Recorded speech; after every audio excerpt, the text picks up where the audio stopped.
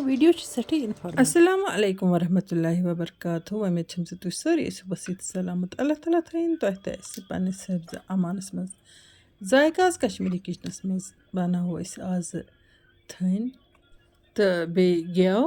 अम बापत मे आमज फरमाइश बह कर तुह थैन तो गेव बनानुक बिल्कुल सिंपल तो आसान तरीक शेयर तो अमे अलाव कर बह तुह सतन मजीद कह दिलचस्प कथ शेयर यम तुहद बापत सठी फायदे मंद मे उम्मीद तुम वो वीडियो आखिरस ताम तो बे करो बाकियन सतियन सत्य शेयर। थैन तो गेव बनाने बापत गोडनेथी दोहे दोदस मलाई तुलन तो यह मलाई थवन जमा तो मे तुह ब्रोह तह वोनमुत यह मलाई गस पत फ्रीजरस मज थावन ताकि अत वथ मुशिक कह मे तस यह मलाई जमा थमज तो अकिस काबलि बना मे थैन तो वन ब्या मलाई वर यह त्रा मे मिक्सी मज तो सती त्रो मे अत आब तो आबस मज मे थोड़ा शिनफुल त्रोमुत तो ठंड आब अत त्रावन अम पत वो तुम मिक्सरस मज कित थैन बनाना तो अत थैन पत गेव त बनान बिल्कुल आसानी सान तकरीबन 20-25 मिनटन चलो मे यह मिक्सी तो वो माशाअल्लाह माशाअल्लाह थैन किस बने यह थैन तुलन तो यह त्रावन अत ठंड आबस मज तो अम पत क्या कर बह तह वो तुम ब्रोह कुन वन गो ब्रोह काल वन अत गुरस मंदुन तिमन दोहन लुक कतरविस नटिस या कतरवि कीवार मज दोद थवान जमा ओम दोद कह लुक तथ जवरन त्रावान कह ओमत थवान खुंबस नत दोदस कारन पत नार दावरसी पे थवान तो दोद मटान तो अत मोट मोट मलाई लगान तो सह मलाई थवान जमा करित यिथ कन जन मे मलाई थमज जमा करित यम सात बह दोद करान तो पत बह 5-10 मिनटन यह मजीद थवान लो फ्लेम पे तो अत सारी मलाई हन हेर कुन लगान तो ठंड गसन पत बह अत मलाई हन तुलान तो यह बह थवान कुन बानस मज तो पत बह थवान यह फ्रीजरस मज रसरवित मख्तसरन वन बह तुह यह कत थैन मुख्तलिफ तरीको बनाने तो वन गो आज नव टेक्नोलॉजी नई नई इंस्ट्रूमेंट तो आज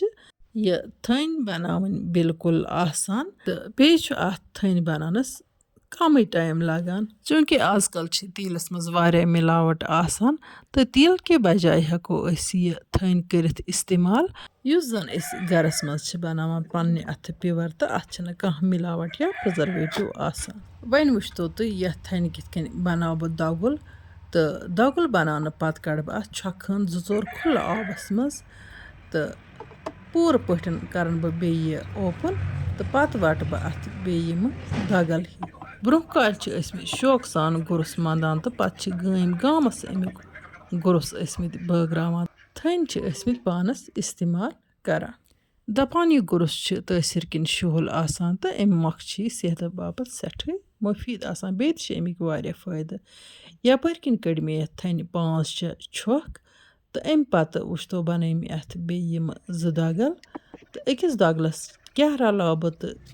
ताकि खेमो षचन सत तो बे करो कम मिकदारस मज तेल के बजाय यह इस्तेमाल तो अकिस दगलस बनाव बह गेव वन सन मे थैन हंदिस सूरतस मज प्रिजर्व थावन अत त्रो मे नुन 1 चमच तो यह नुन हन रलाव बह अत पूर पट तिकाज यह थैन आसान बिल्कुल टेस्टलेस ये अत नून रलावान तो अत बिल्कुल बासान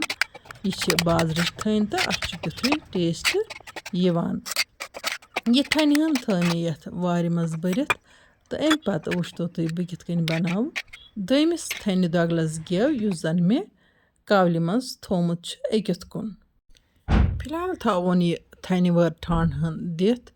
तो बिस्मिल्लाह कर तुल बह वन ब्या थैन दगुल यह त्रावन बह अथ बानस मज तो अत मे बनावन गेव हन बन थवन बह यथ वार मज यह पत रसरत यपर किन मे लोगमुत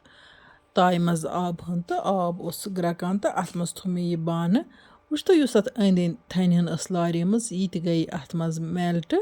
यानी कि यह थैन गई न जाय कह तो अम पत मे अत ब्या स्टेप तो नुन मगर यह थैन हन गस गोड पूर पट पिघलन तकरीबन 1-2 मिनटन थो मे यह ठंड दिथ यपर किन वुचतो युस अथ वेस्टेज द्राव या जन ब्रोह कल गोरस छ ٲسمٕتۍ वनान यह छन अस पानस चवान कह अस जर्मन शेफर्ड होम तो यह छस बह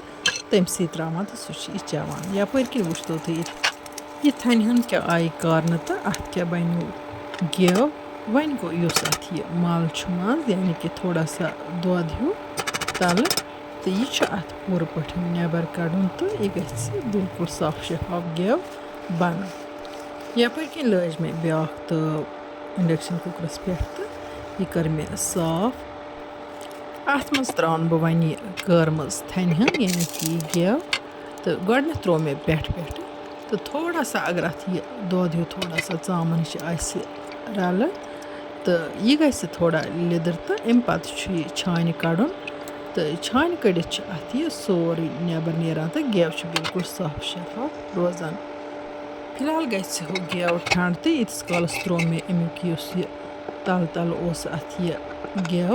तो अत मज थोड़ा यह मल ये वनो तो यह मल हिश तो यह त्रो मे बेकिस ताय मज ताकि यह नीर साफ शफाफ अम मज गेव रथ यपर किन वुचतो तुम यम ताय हुंद गेव गो ठंड तो फिरन बह वन छान तो ताकि अत नीर सोरे वेस्टेज नबर माशाल्लाह वुचतो तुम वार मज कित कन द्राव साफ शफाफ गेव तो युस अत थोड़ा सा यह मल हिश तो यह जर्दे तो यह गई तकर तो यह रट अम छान यह छान मज और हेकान नीरत कह तो और बिल्कुल साफ शफाफ गेव नीरान माशाल्लाह वुचतो तुम गेव तुत स्पेशल द्राव तो थन कित स्पेशल द्राय अत मलाई वन मे बाकी गेवन ताय मज त्रमज वुचतो तुम अत गेवन बिल्कुल पख तो गम अत मज यह थन हुंद थोड़ा सा मल यानी कि अमुक वेस्टेज यह थोड़ा सा कलर अम चेंज कोर्मुत तो यह रोज वन छान मज हेर कुन तो बाकी गेवन ग छान मज साफ शफाफ पे अमुक वेस्टेज यह मिठाइन मज इस्तेमाल करने चूँकि वनकन द्राव अत कम तो कुन सात अगर मे वारिया मलाई जमा कर्म तो वारिया गेव थन बनाव बह तो तम सात हाव बह अमुक इस्तेमाल तो यह कित कन मिठाइन मज इस्तेमाल करने इतन कर बह तुम खास टिप शेयर चूँकि वनकन तेलस मज वारिया मिलावट आसान युस जन सेहत खतर सठे मुजिर इसलिए नो साइंसी तहकीक सपदमुत साइंसदानों वोनमुत जुस तुम गरस मज गेव तो थन पन्ने अथ बनयू तिल बजाय करू यह इस्तेमाल यह तुहद सेहत खतर सठे मुफीद वन गो यह कम कम कर इस्तेमाल यह वारिया त्रावन कह कन तेल वारिया त्रावान पे तथ पे कह चीज़ फ्राई करान यह बिल्कुल कर चमच ओड चमच इस्तेमाल तो मेल सनिस जिसमस ताकत तो बे तह मज वारियान पता ब्रोह कल वनान युस खे गेव सह बन देव मे उम्मीद तुम सन वीडियो टायर खसम वीडियो करू लाइक तो पन्ने सतन करू तुम शेयर यमो वनुक तम सन यूट्यूब चैनल सब्सक्राइब कर्म तम कर चैनल सब्सक्राइब इंशाअल्लाह रहमान यमो नस वीडियोस मज तुंद बापत नव डाल तोताम तुत अल्लाह ताला सवाल अल्लाह निगहबान।